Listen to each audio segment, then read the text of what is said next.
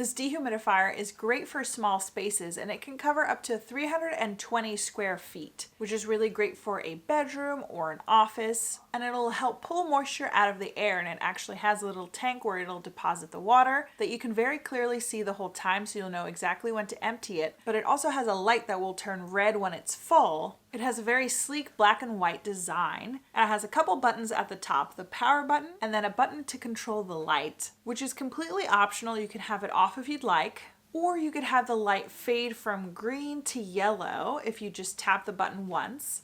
And if you tap the button twice, it will select the current color. It has an auto defrost feature, so if the unit gets too cold while it's in operation, it will automatically shut off until it warms up again enough to start pulling the moisture out of the air again. And it does have a slight fan noise to it because it does blow a little bit of air out of the top. I like the added feature that they put a little foam feet on the bottom, so it should never scratch up your furniture or anything like that. And it does include the manual and the AC adapter that you'll need to plug it in. I kind of wish that the AC adapter maybe came out of the back of the unit instead of the side middle of the unit, because you can kind of always see it just poking out of the side. But other than that, you can rely on it helping pull out the moisture in any small space that you need.